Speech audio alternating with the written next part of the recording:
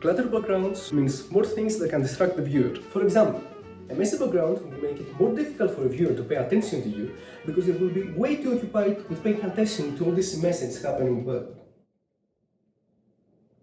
I really need to clean and organize. Don't pay attention to this, I had to improvise for the intro. I have only one tripod. But simply either tidy up a bit or simply change the background. Although I'll go in more detail into that into a different video. Step 2. The key light. The key light is going to be the main source of lighting we're going to be using for this setup, and it's obviously going to be the most important one. I wouldn't suggest you use a ceiling light or any common light you have around your home, as they're usually way too yellow or blue and they create quite ugly shadows. Instead, for a free alternative, I would suggest you use the best light there is, the sun. Simply go ahead and sit next to a window at a 45-degree angle or facing directly at it. For best lighting, I would suggest you record during golden hours, which is 1 hour after the sun rises and 1 hour before the sun sets. Adjust the frame of the camera and start recording.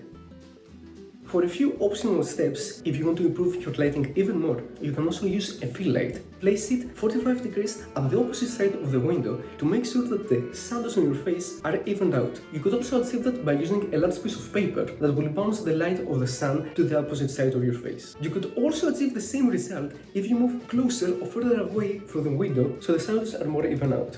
And as a last step, you can use a backlight, which is basically a light that shines on your back, that creates an outline around you that better separates you from the background. But the best way to separate yourself from the background is to use better camera positioning, framing, and camera settings. And you can learn exactly that if you go and check this video right here to get your videos to the next level.